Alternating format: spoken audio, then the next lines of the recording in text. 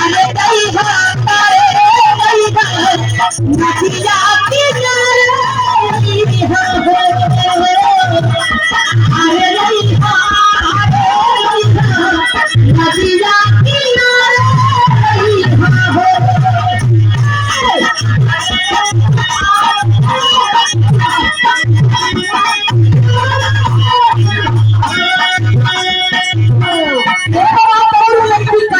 सोना अपने बाबू से कहे हमारे बाबू यानी सोना दुनिया का पूरा काम करती अलगे है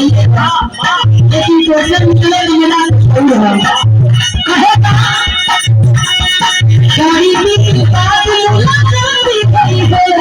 तुम्हारा मीठी मीठी बातें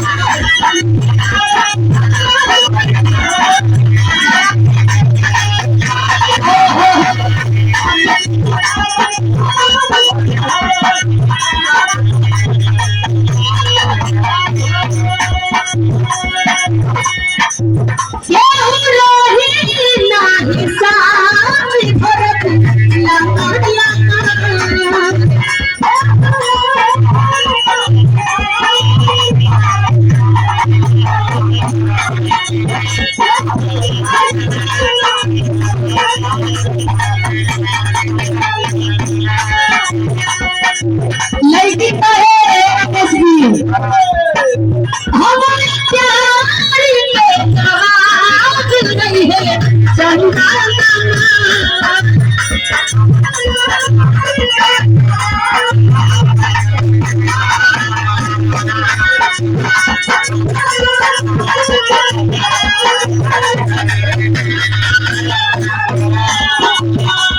दुनिया चाहे माने चाहे ना करे हमरे तोरे प्यार के दुनिया के मानने वाला अगर मान तो सब कहेगा क्या हो रही नहीं सांस भरत लम्हा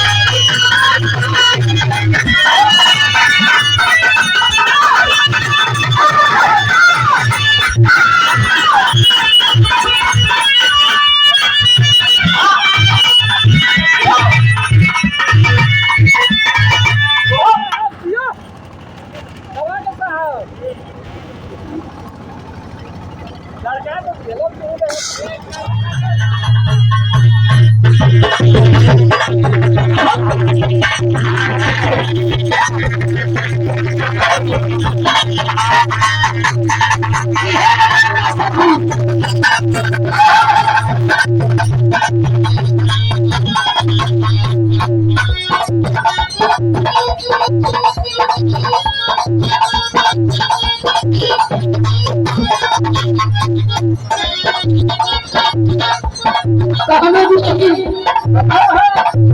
अपने आप से बड़ी दुखी दिया यही कहा कि हाय रे नथिया झुकती ये नथिया झुलने के चक्कर हमार जाने हो गई देखे के पड़ता कहाँ घूमने के पड़ता बड़ी गरीब बात फिर भी कुछ भी हमारी समझ नहीं बोलते बाकी समझदार हमारा लिखा दिया कहती है